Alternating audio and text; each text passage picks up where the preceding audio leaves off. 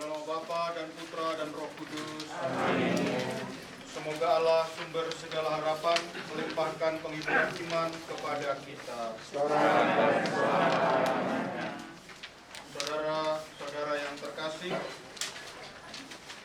pada malam hari ini kita berkumpul di sini untuk bersama-sama merayakan misa requiem Allah untuk menemani perjalanan dari Bapak Sylvester Rela Bakti Karo-Karo. Semoga dengan perayaan Ekaristi, insya Allah yang kita rayakan bersama pada malam hari ini, perjalanan dari Bapak Rela Bakti Karo-Karo dapat berjalan dengan lancar sampai pada kerajaan Bapa di sorga. Oleh karena itu, marilah Ibu Bapak, saudara-saudari, sebelum berpisah dengan saudara kita, Sylvester Rela Bakti Karo-Karo, marilah kita mengucapkan selamat jalan. Semoga doa dan salam yang melambangkan cinta, meringankan duka dan meneguhkan iman kita. Sebab kita berharap akan berjumpa lagi dengan saudara kita ini dalam keluarga abadi, yaitu bila Kristus datang sebagai pemenang atas maut dan mengumpulkan semua sahabatnya dalam kerajaan Bapa. Dan marilah sebelum kita melanjutkan perayaan Ekaristi ini, kita di hadapan Tuhan dengan rendah hati memohon ampun atas segala dosa dan kesalahan kita. Halaman 30. Tuhan Yesus Kristus, Engkau mengalami kematian sebagai manusia, tetapi dibangkitkan oleh kekuasaan Bapa dalam Roh Kudus. Tuhan, kasihanilah kami. Engkaulah kebangkitan dan kehidupan. Barang siapa percaya padamu akan memperoleh kehidupan kekal. Kristus, kasihanilah kami. Kristus, kasihanilah kami. Engkau akan datang dengan mulia untuk mempersatukan kami semua dalam kerajaan Bapa. Tuhan, kasihanilah kami. Tuhan, kasihanilah kami. Semoga rahmat Tuhan kita Yesus Kristus, cinta kasih Allah, dan persekutuan Roh Kudus, semoga Allah yang Maha Kuasa mengasihani kita, mengampuni dosa kita, dan mengantar kita ke hidup yang kekal. Amin. Marilah berdoa. Halaman 31. Bapa yang Maha Rahim, perhatikanlah doa keluargamu ini. Engkau telah memanggil hambamu, Sylvester Rela Bakti Karo-Karo dari dunia ini. Terimalah dia dalam kerajaanmu yang penuh damai dan cahaya, dan gabungkanlah dia pada persatuan para kudus yang kau tebus dengan darah putramu, Yesus Kristus Tuhan dan pengantara kami. Amin. Marilah berdoa pula untuk keluarga yang sedang berkabung. Bapa sumber belas kasihan dan penghiburan, Engkau menaruh cinta kasih kepada kami dengan kasih abadi. Engkau mengubah maut yang gelap menjadi fajar gilang gemilang berkat kebangkitan mulia putramu. Kami mohon semoga keluarga yang sedang berkabung ini dapat menanggung duka citanya dengan tabah dan menaruh kepercayaan dan harapannya kepadamu. Demi Kristus Tuhan dan pengantara kami. Amin. Mari kita mendengarkan sabda Tuhan.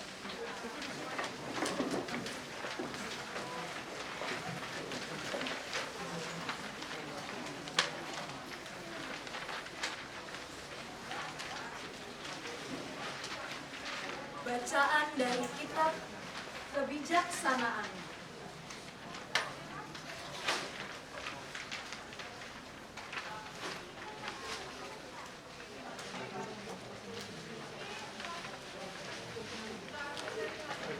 Orang jujur akan menikmati ketentraman, meskipun mati sebelum waktunya.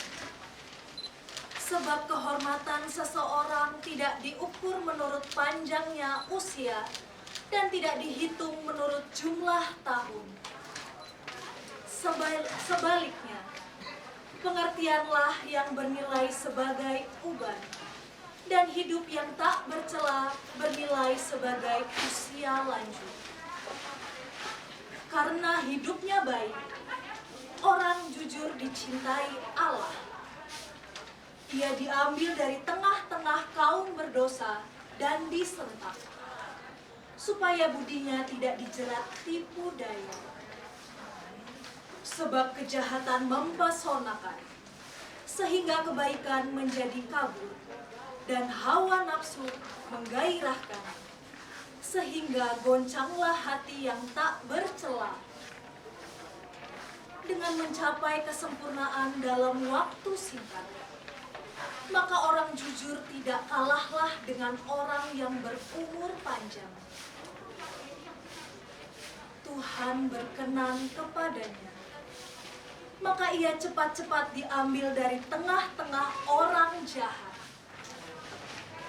Orang bodoh melihat itu, tetapi ia tidak mengerti dan tidak memahami bahwa kasih setia dan belas kasihan Allah menjadi warisan para pilihannya, dan perlindungan Allah tersedia bagi orang jujur.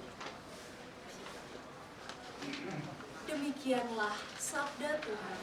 Syukur kepada Allah.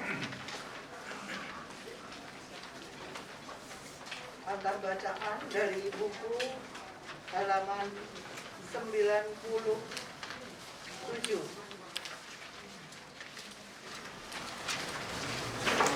Akulah kebangkitan dan hidup, yang percaya padaku akan hidup dan tak akan mati selamanya.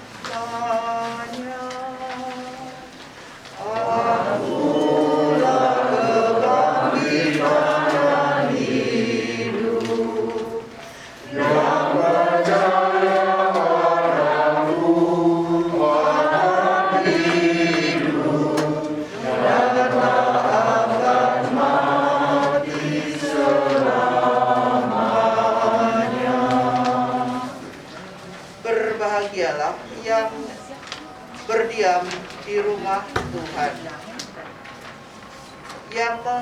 yang mengasuh di gunung-gunungnya yang suci.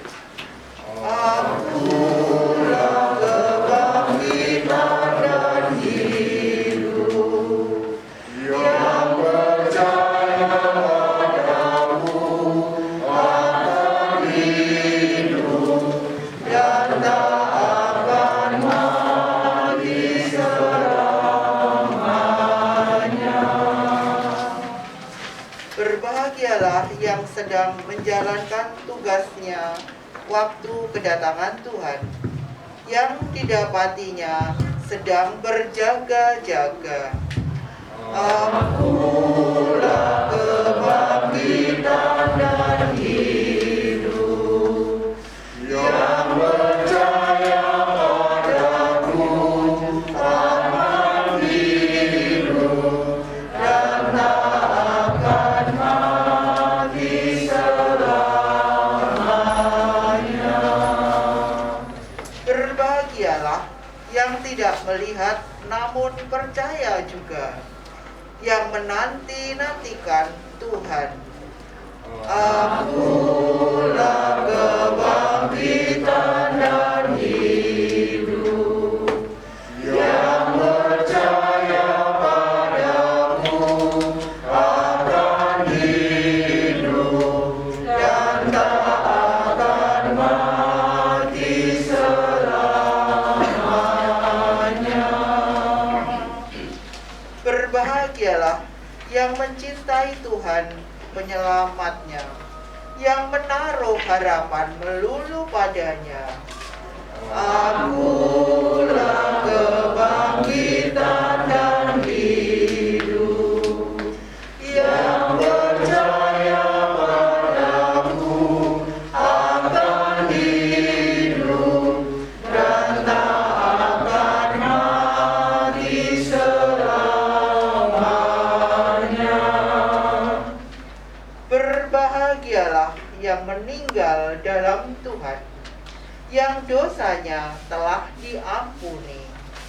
Akulah kebangkitan dan hidup, yang percaya padaku akan hidup dan tak akan mati selamanya.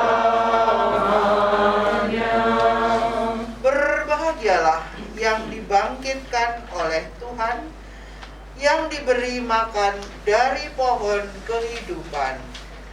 Akulah kebangkitan dan hidup, yang percaya padaku akan hidup dan tak akan mati selamanya.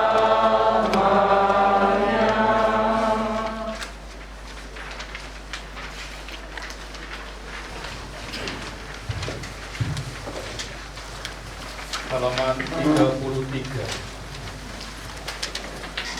Haleluya, haleluya, haleluya.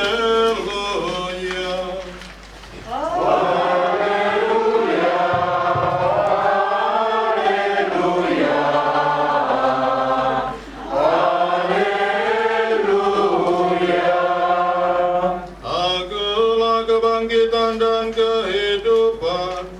Barang siapa percaya kepadaku, ia akan hidup meskipun sudah mati. Haleluya, haleluya, haleluya. Tuhan bersamamu.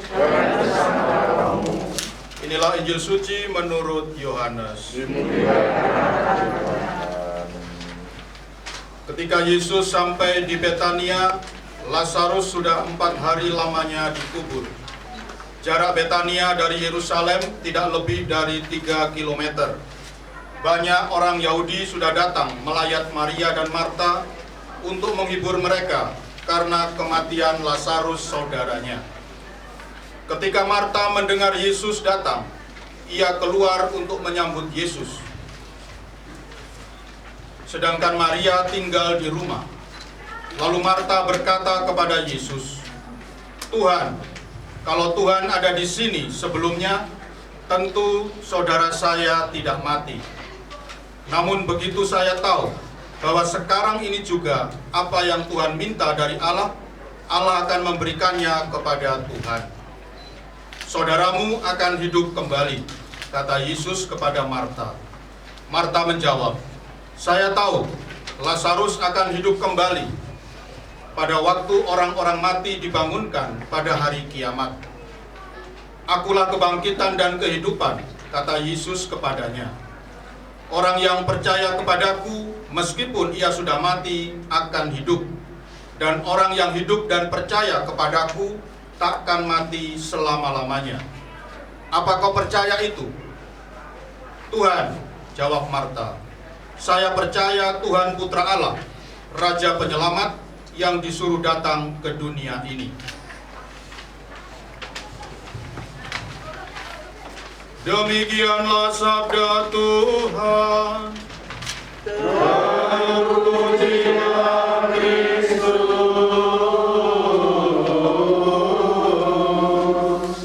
Silakan duduk. Ibu Bapak, saudara-saudari yang dikasihi oleh Tuhan, mungkin Ibu Bapak, saudara-saudari pernah dengar nama Santo Agustinus. Ini seorang kudus besar yang sangat dihormati baik oleh orang Katolik maupun orang Protestan. Seorang bapak gereja yang meletakkan dasar teologi Kristiani.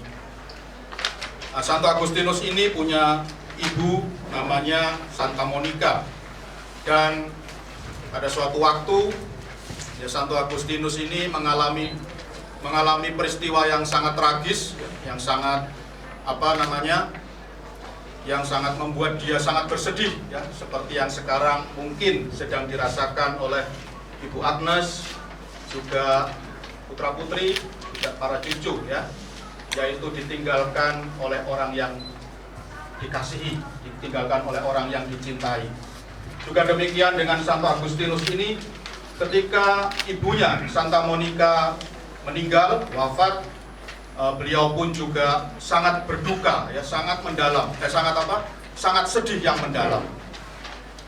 dan Santo Agustinus ini punya seorang guru, ya, juga seorang kudus besar dalam gereja Katolik, yaitu namanya Santo Ambrosius, mantan uskup Milan, Italia. Dan Santo Ambrosius ini berusaha menghibur muridnya, Santo Agustinus, ya. Santo Ambrosius ini berkata kepada Agustinus, Agustinus, aku mengerti, aku bisa memahami bahwa hari ini engkau sangat berduka, hari ini engkau sangat bersedih karena ditinggalkan oleh ibumu yang tercinta, ibumu yang terkasih. Tapi percayalah bahwa justru dengan kematian ibumu, ya, justru dengan wafatnya ibumu, maka sekarang jarak antara ibumu dengan engkau itu menjadi semakin dekat, sedekat jarak antara engkau dengan Tuhan.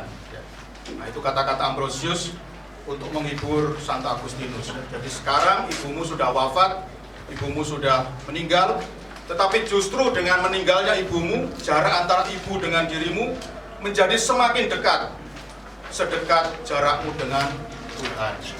Nah, ibu bapak, saudara-saudariku yang dikasihi oleh Tuhan,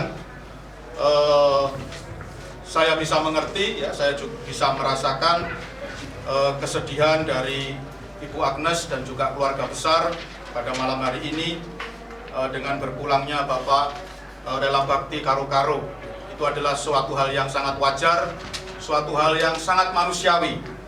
Ya, saya bisa merasakan karena saya juga pernah kehilangan orang yang saya cintai, yaitu mama saya, ya, ibu saya. Ya. Saya waktu itu juga sangat bersedih, saya sangat berduka karena saya ditinggal oleh orang yang paling saya cintai, yaitu ibu saya. Ya.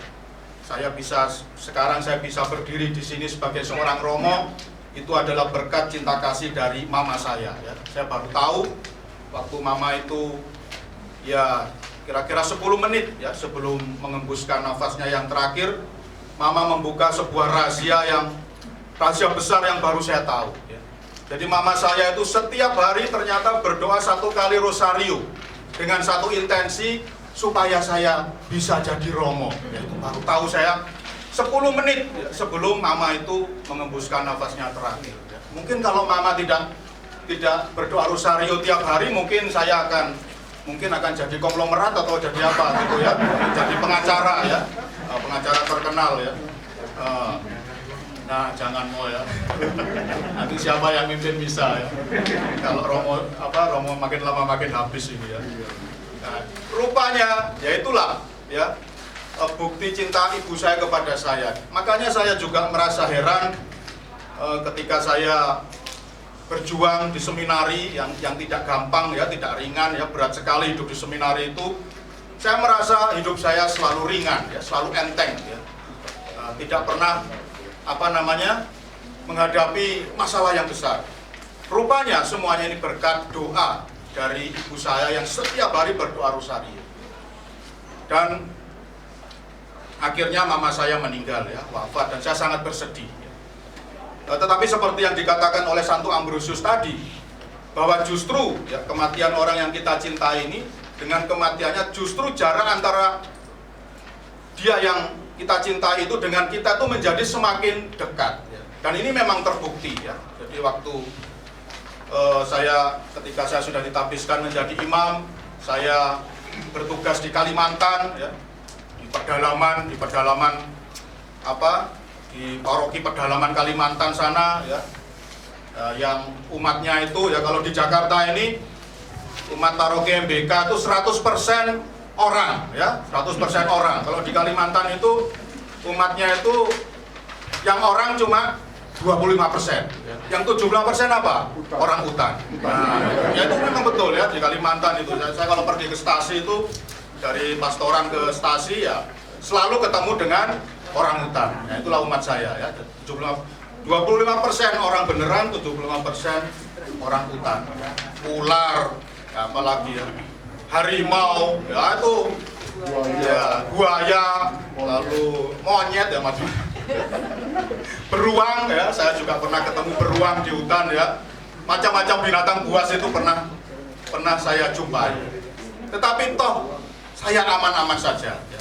Dan saya yakin ini semua berkat perlindungan, penyertaan mama ya. Meskipun sudah meninggal, tapi mama justru dengan meninggalnya, dengan berpulangnya dia ya, dengan wafatnya, justru kemanapun saya pergi, mama itu selalu menyertai. Nah, jadi orang Katolik ini enak sekali ya.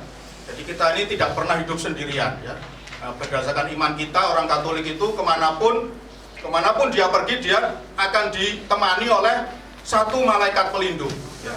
Belum lagi yang lain-lain ya, yang sudah meninggal itu ya, bapaknya, ibunya, apalagi ya, kakaknya, adiknya ya, neneknya ya, kakeknya, banyak sekali ya. Nah, memang kita tidak bisa melihat ya, tapi berdasarkan iman kita, ini di sekitar saya ini banyak sekali yang mendampingi saya ya. Jadi malaikat pelindung, Tuhan Yesus, Bunda Maria, lalu kakek saya, nenek saya ya, dan mama saya ya. Meskipun saya tidak bisa melihat ya, tapi saya yakin mama sekarang ada di sekitar saya. Dan kemanapun saya pergi, mama itu selalu menemani saya.